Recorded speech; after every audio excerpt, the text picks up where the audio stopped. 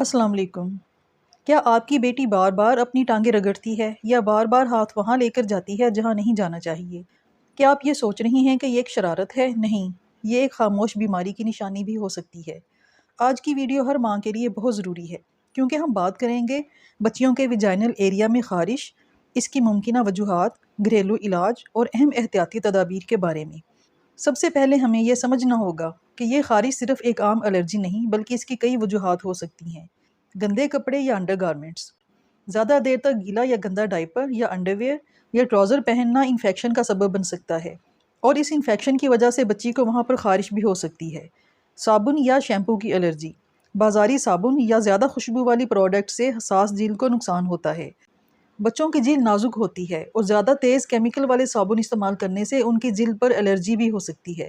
زیادہ دیر تک پیشاب روکنا، بچیاں اکثر کھیل میں مشغول ہو کر پیشاب روک لیتی ہیں جس سے مثانے میں بیکٹیریا جمع ہو جاتا ہے اور UTI یعنی بلیڈر میں اور پیشاب کی نالی میں انفیکشن ہونے کا خطرہ پیدا ہو جاتا ہے جو آگے چل کر خارش اور جلن کا سبب بنتا ہے۔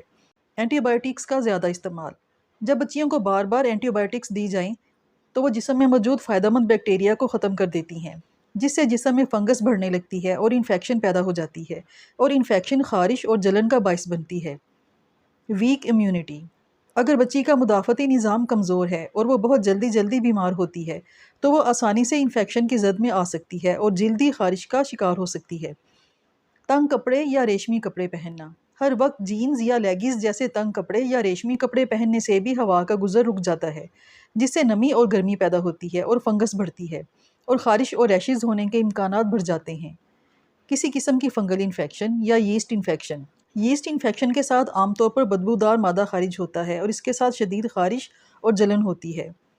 چنونے یا جوئیں پڑنا، بچیوں کے پرائیویٹ پارٹس میں خارش کی ایک بہت بڑی وجہ چنونے یا چمونے بھی ہیں۔ یہ چمونے رات کے وقت باہر نکل کر انڈے دیتے ہیں جس کی وجہ سے شدید خارش ہوتی ہے۔ بچیوں میں یہ چمونے شرمگاہ کے اندر چلے جاتے ہیں اور خارش کا باعث بنتے ہیں۔ اگر بچی کو رات کو زیادہ خارش ہوتی ہو تو اس کی ایک وجہ یہ بھی ہو سکتی ہے۔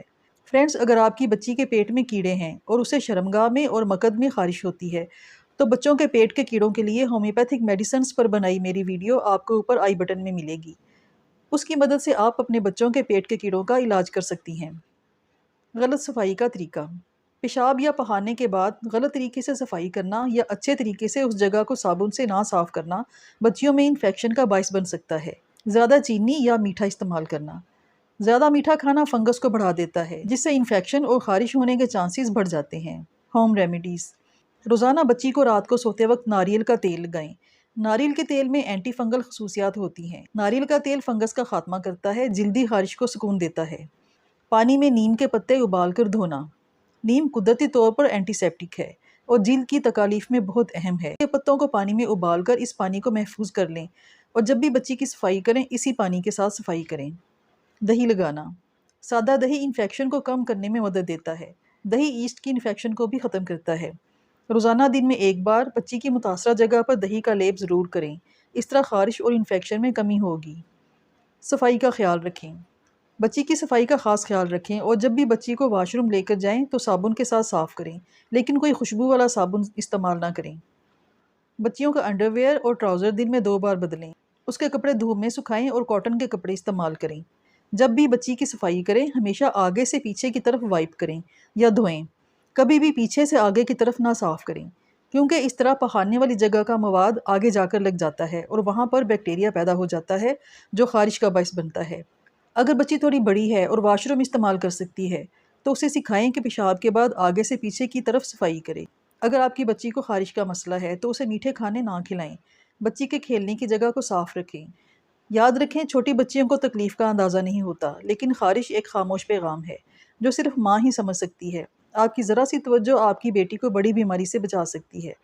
اگر آپ کو یہ ویڈیو معلوماتی لگی ہو تو کمنٹس میں اپنی رائے ضرور دیں، چینل کو سبسکرائب کریں، لائک کریں اور اسے دوسری ماؤں کے ساتھ لازمی شیئر کریں تاکہ ہر بچی محفوظ رہے۔